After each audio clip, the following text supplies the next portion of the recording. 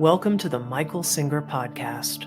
Michael Singer is the author of the widely influential New York Times bestsellers, The Untethered Soul and The Surrender Experiment, and a new book destined to become a spiritual classic, Living Untethered, Beyond the Human Predicament. Michael Singer lives and teaches at the Temple of the Universe, the yoga and meditation center he founded in 1975 near Gainesville, Florida.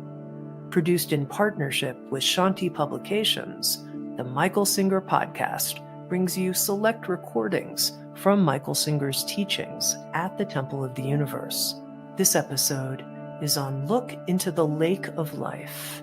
Sounds True would also like you to know about an extraordinary 8-part video course we've created with Michael Singer.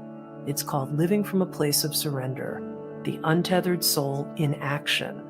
It's an online course that many people report to be utterly life-changing. You can find out more at michaelsingerpodcast.com, and you can save 15% off any Michael Singer program available through Sounds True when you use the code SINGER 1 5 at checkout. Again, that's SINGER 15. And now look into the lake of life with Michael Singer.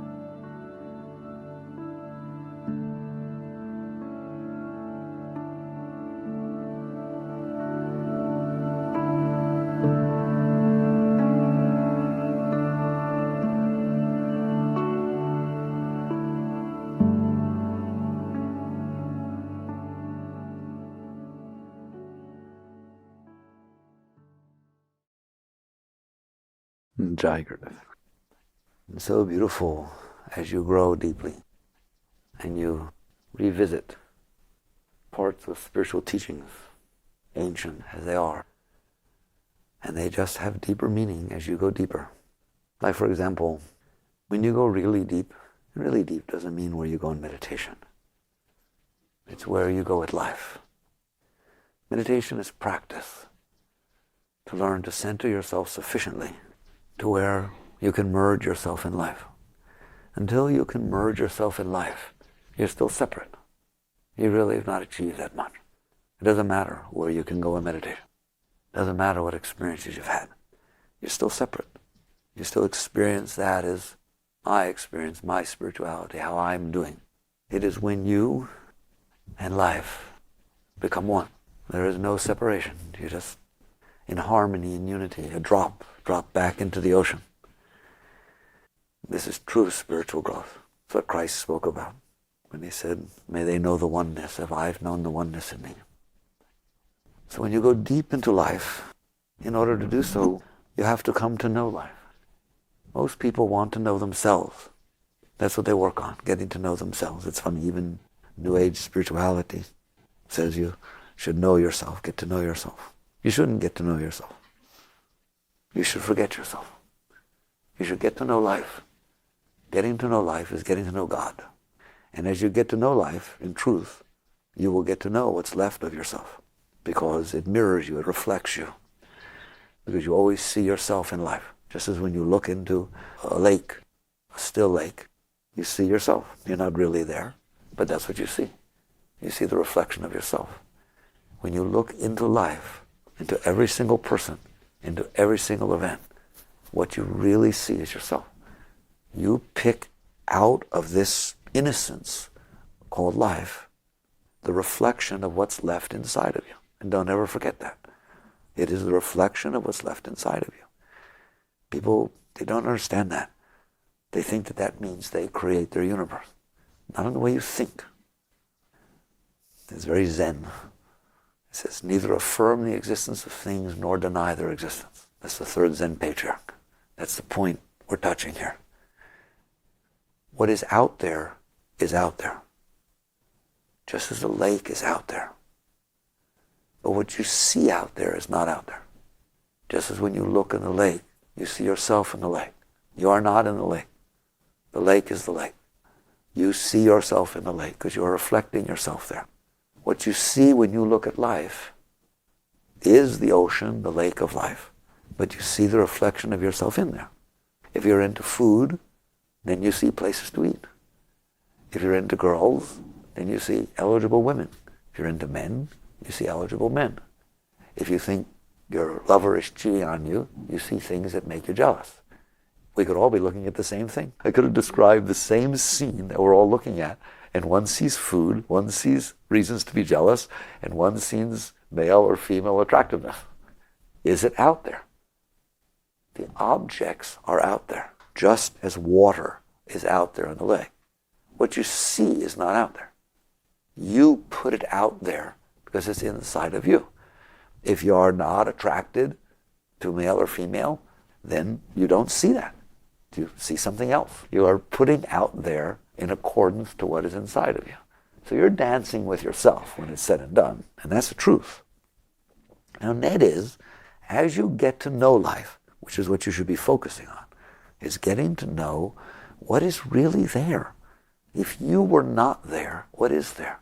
That's a fascinating question. It's more fascinating than trying to go to Mars. It's more fascinating than exploring the far planets or delving with electron microscopes into the atoms. What is really out there if you are not projecting yourself out there? Well, you'll never find out until you forget yourself.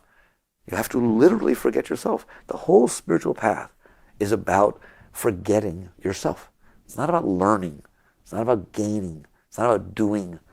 It's not about experiencing. It's not. It's about losing your sense of addiction to your personal self. Until you get rid of that, you will not be able to see what's out there. So growing deep spiritually is really, really experienced by how deep you can get into real life, into the reality of what is out there. Can you feel its pulse? It's very Tao. That's what Lao Tzu was trying to speak about. When you get deep into life, you understand the flow, the pulse of her. She's real, and you can feel her, but you can't feel her while you're feeling yourself. If you are very vain, if you're a narcissist, and you look into the lake, all you see is the reflection of your face. You don't even see the lake. It's so funny. Narcissus walked by, he looked in the lake, and all he saw was himself, and he was so beautiful, and he just loved it so much. He didn't go back and tell anybody, what was the lake like? It happened to be gorgeous, but you'll never find out what that lake was like. There were beautiful palms all around, and there were peacocks on the other side that were always spread open with it. You'll never hear about it, because he didn't see that. He saw what he wanted to see, and that's what it is. That's what you see when you look at life. Every minute of every day, you see your personal self. God, you've got to realize that. That's what meditation's about. Meditation is about realizing that truth.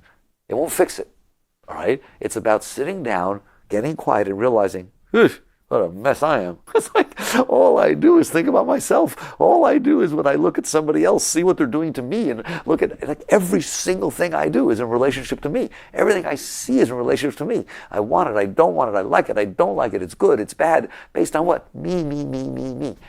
It all comes back to me. You want to talk about Narcissus? Okay, you got it. All you are thinking about is yourself, every single minute of every single second, but don't feel bad, so does everybody else. No, you have to realize that. That's what's going on, even if you think you're spiritual. How am I doing spiritually? Did I meditate? Did I meditate more than her? Oh my gosh, she's meditating more. I know she'll get to God sooner. I better meditate more.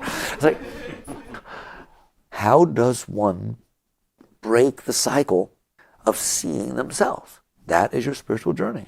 Ultimately, the door that keeps you out of merger is you.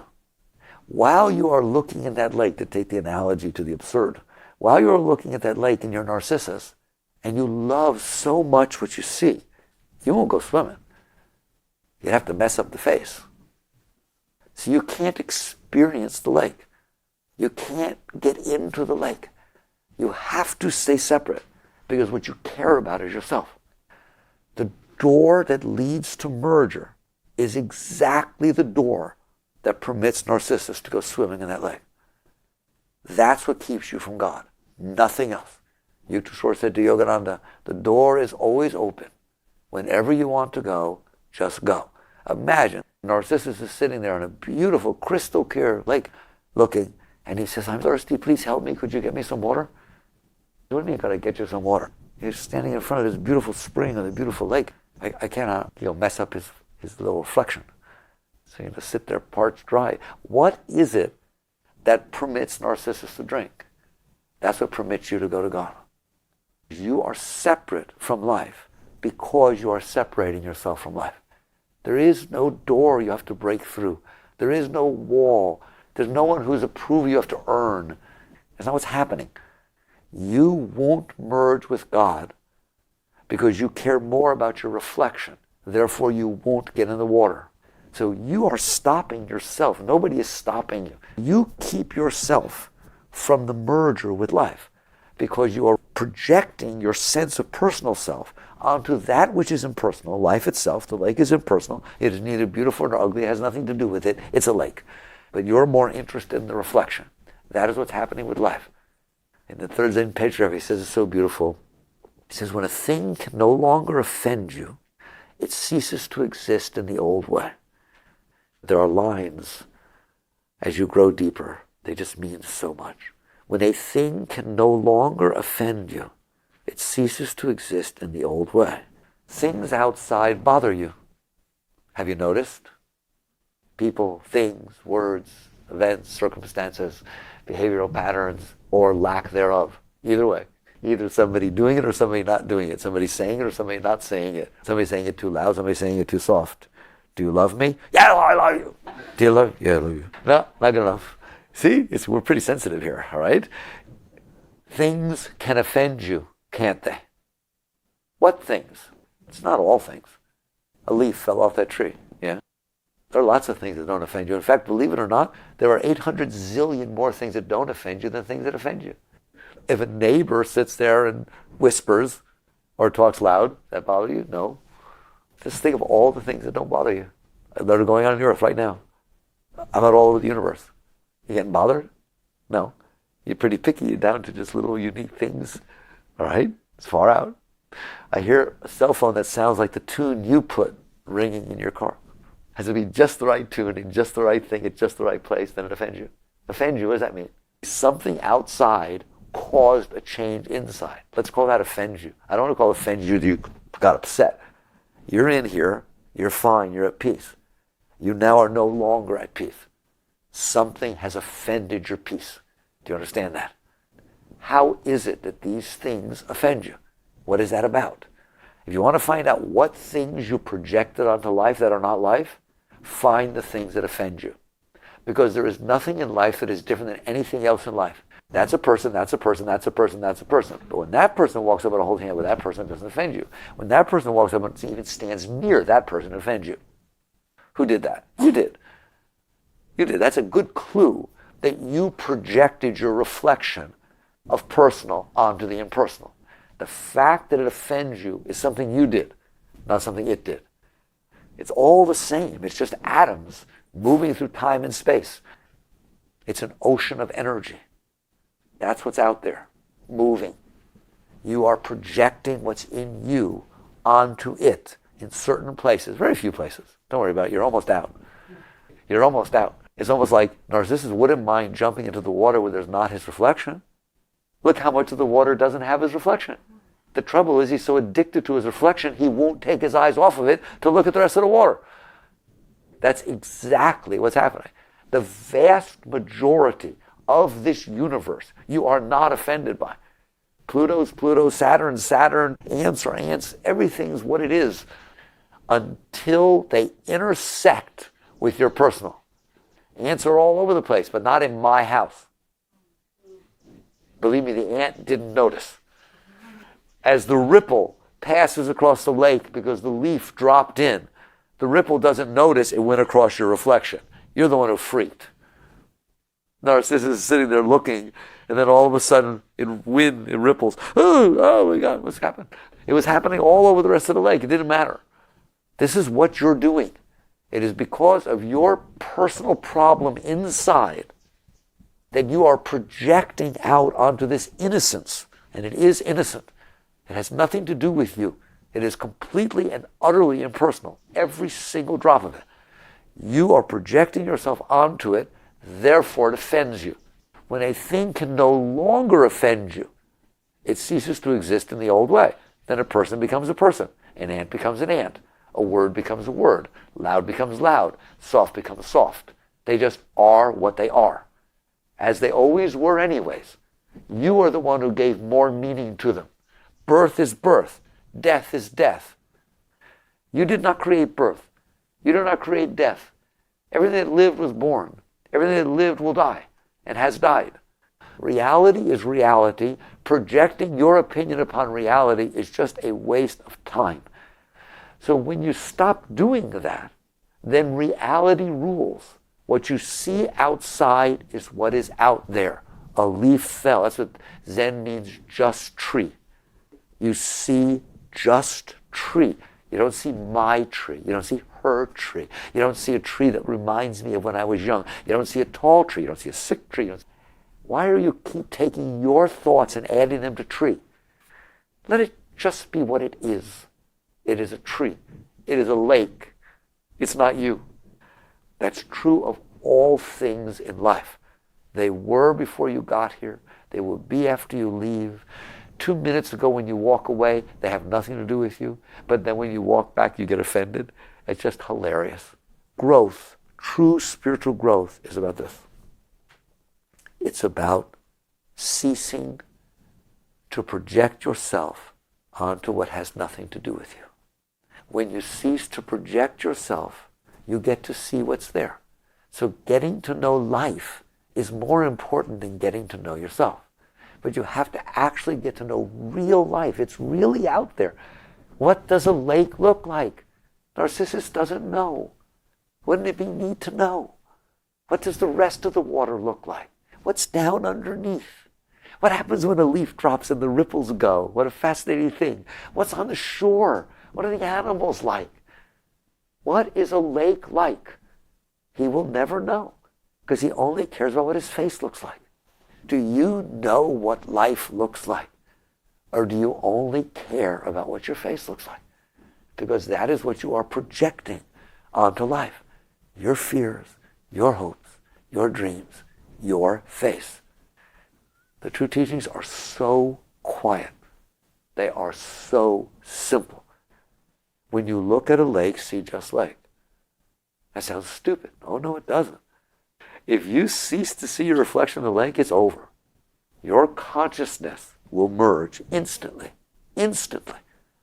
with the lake. You will engulf the entire lake. What keeps you from there is your interest in yourself. And since that's what you're interested in, that's what you see. And since that's what you see and that's what you're interested in, that's what's called Maya. Now you're caught.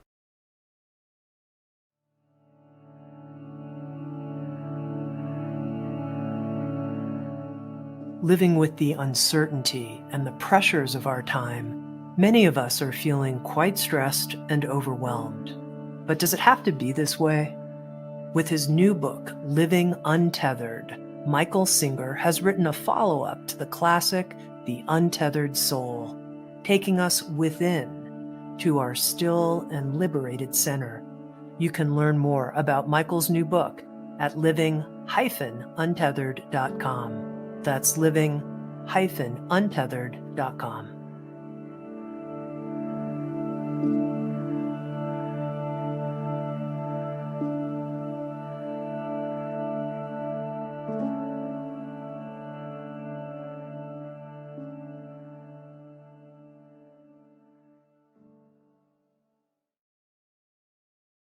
If that's what you're interested in, and that's what you see, if I go there and I say, give me a list of what interests you most in this world, and you do the list, and I create a hologram like you've never seen, and I set up a room that when you walk in, that's what's there, wherever you turn, all the things you said that interest you, you're not leaving the room. There's nothing there. It's a hologram. It doesn't matter. Since that's what interests you, and I made it very easy for you to project outside by giving you the stimuli, then what you're going to have going on inside of you is what interests you. Therefore, you won't leave the room. So you are affirming the falseness, and that's Maya. That's how you stay caught. What has happened is everything is here, nothing is here. So it's called the everything and the nothing. What is the lake? Nothing. Everything. Whatever you reflect in it, it is. Don't reflect anything, it's nothing. You bring into this world what is inside of you. And it reflects you really well, doesn't it? If you think somebody loves you, see, they act like they do, don't they? If you think somebody doesn't love you, then they don't. Those little things you look for that prove that they do, they're never there, are they? They don't open the door anymore, and they don't ask this, and they don't do that, and they don't say the I love you at exactly the right tone, and you never close your eyes anymore when I kiss you. You're doing it. As long as you have something inside of you that wants or doesn't want, that has personal, the world is such a perfect reflector of your personal that that's what you will see. And since that's what you see, by definition, that's what you're interested in. And therefore, by definition, you will not go to God.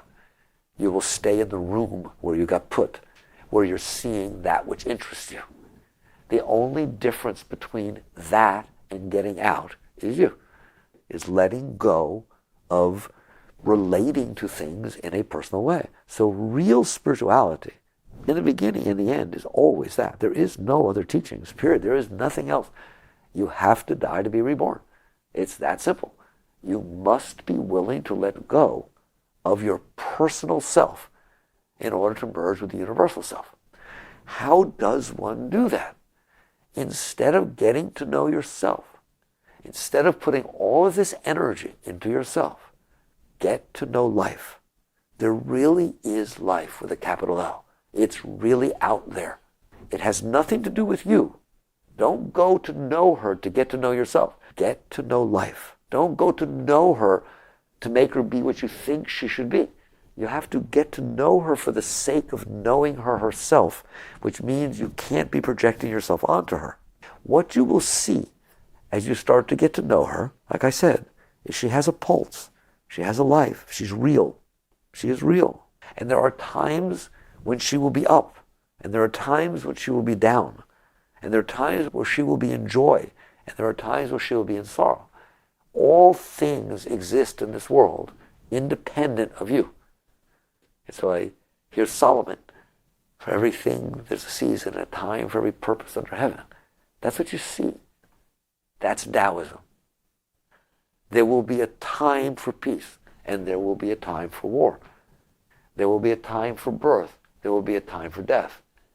There will be a time for things coming to fruition and success. And there will be a time for things withering away and going into failure. And there's nothing wrong with this. There's nothing right with this. There's nothing good with this. There's nothing bad with this. Right, wrong, good, bad are you projecting your value system onto reality. Everything comes and goes. Everything is born and dies. Everything. Just as the seasons come and go, and you think they're beautiful, and you understand them.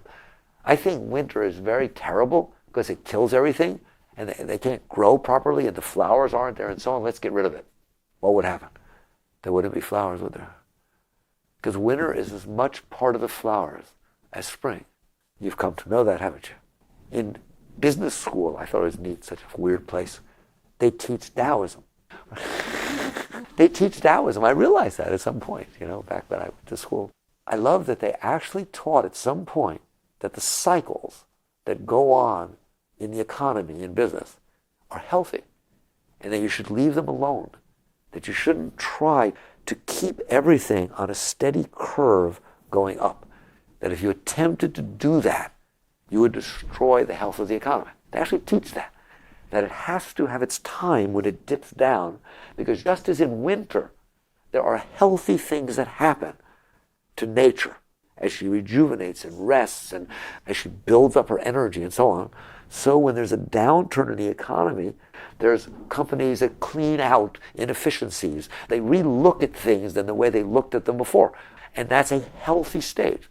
In forestry, we have found out that you're not supposed to stop forest fires. Now, really, these things fascinate me. Why? Because it's Taoism. Because it is intelligent people realizing truth without knowing it. You do not try to stop the forest fires. You permit the natural flow of the ebb and flow of nature to take place. Why? Because there is meaning to that fire. It is healthy for the forest. Now what they try to do is say, don't let humans intervene and cause more fires than there would have been, nor stop the fires that would have been.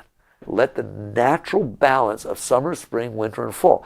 I don't want to be around when they figure out how to affect the seasons. Don't touch it. That's what they're learning. Let things go through their natural cycles, because every stage in that cycle has its benefit. There's a pruning. Don't we prune?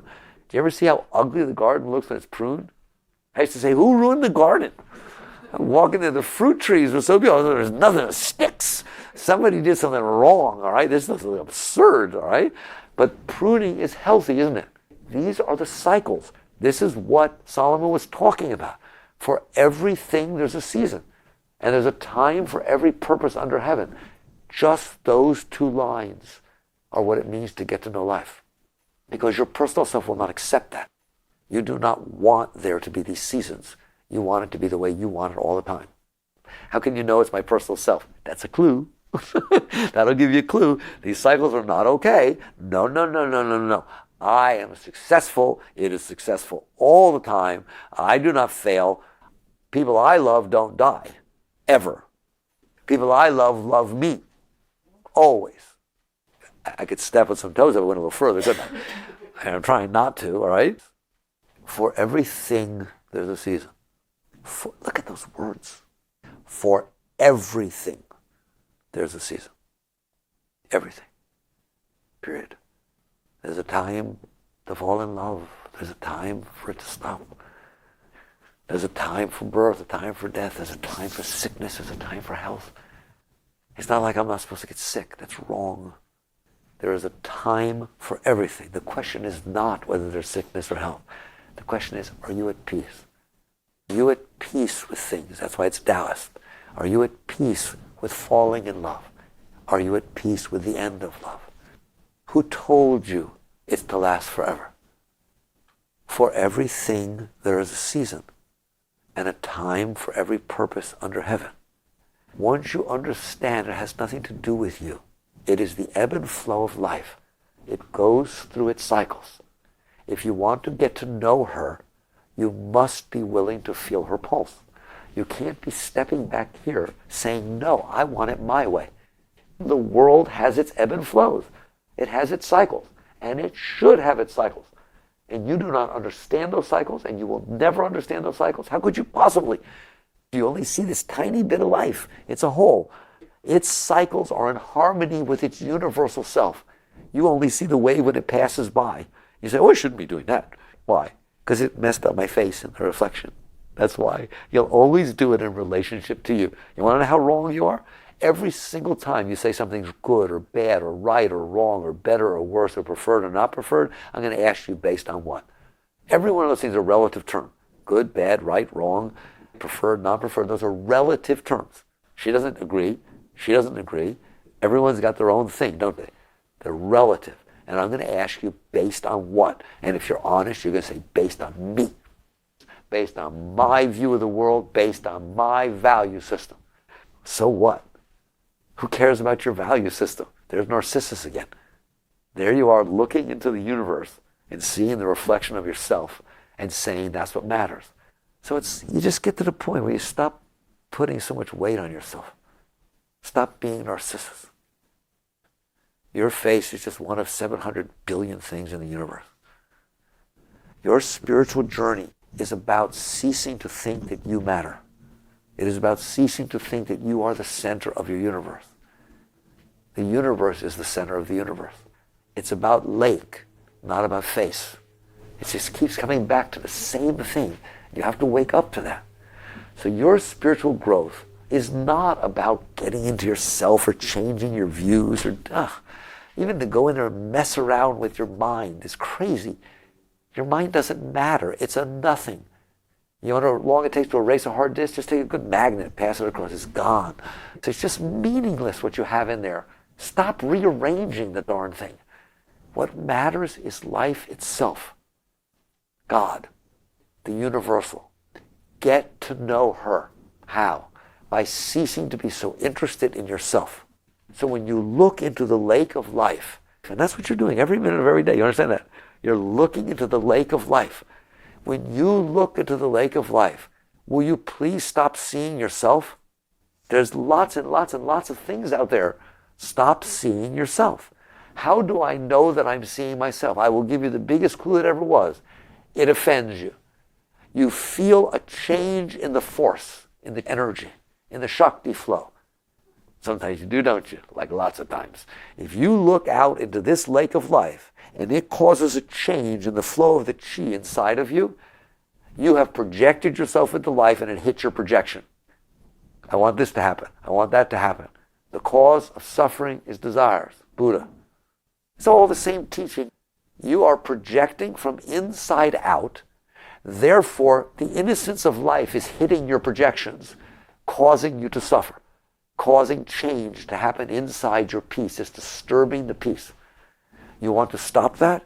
You want to find true spirituality? You have to let go of projecting yourself onto life. How do you do that? On a minute-to-minute daily basis, every single time that something offends you, that something causes the noise to start inside, you got some of that noise? It starts with a change in the chi, then a change in the heart, then noise in the mind. Watch it do it. It's like dropping a pebble in the lake. All it starts, all right? If anything, at any time, 24/7, full-time job, if anything in this world appears to affect what is going on inside of you in that way, don't get involved in thinking about what to do about it. That's just causing more trouble.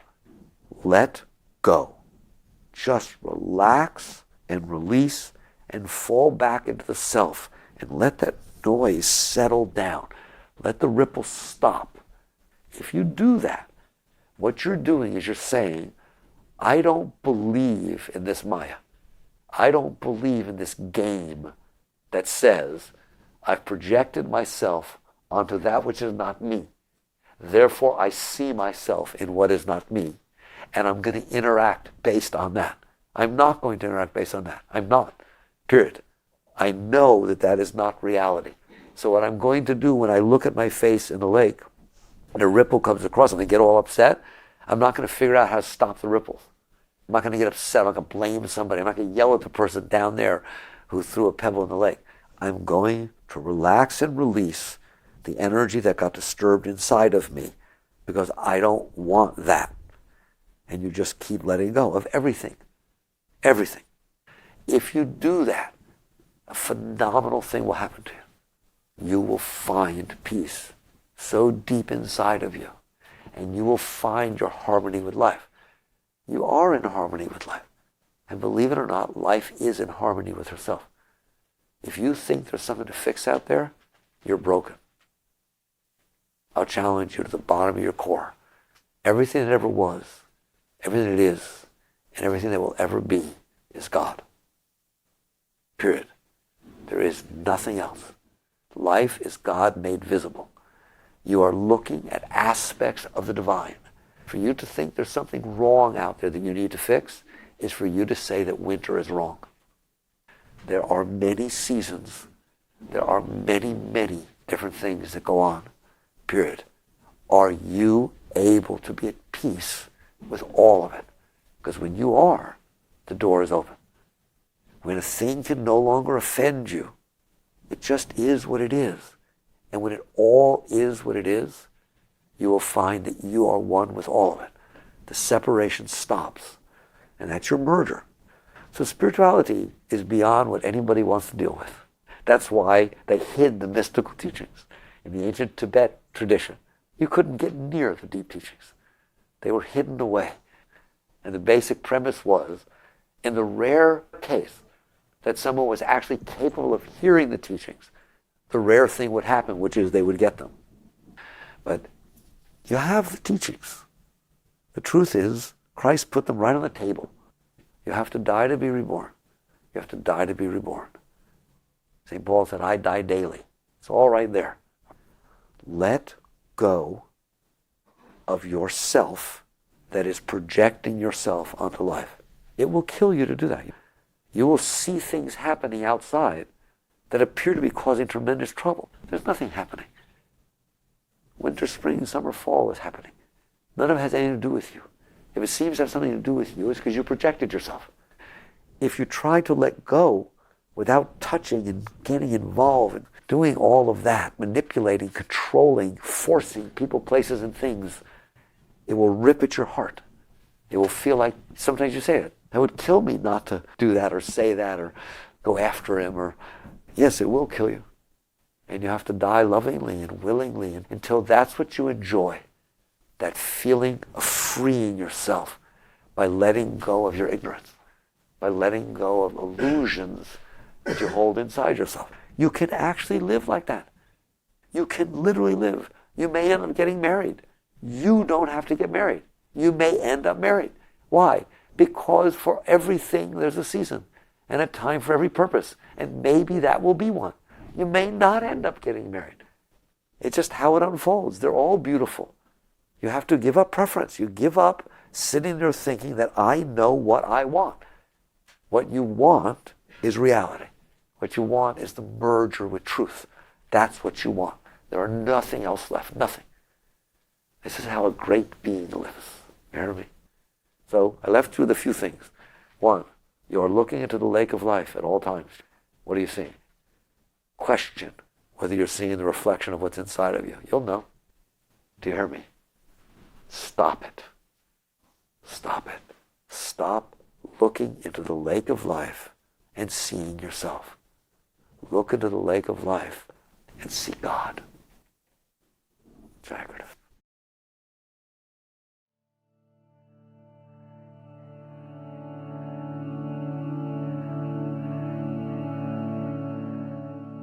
You've been listening to the Michael Singer Podcast, produced by Sounds True, in partnership with Shanti Publications. Sounds True is the co-publisher of a new book with Michael Singer, Living Untethered, Beyond the Human Predicament, and has also produced with Michael Singer an extraordinary 8-part video course, Living from a Place of Surrender, The Untethered Soul in Action. You can find out more at michaelsingerpodcast.com and save 15% when you use the code SINGER 1 5 at checkout. That's SINGER15. The music you heard is the song Giving It All by Be Still the Earth. Thank you so much for listening. Sounds True, waking up the world.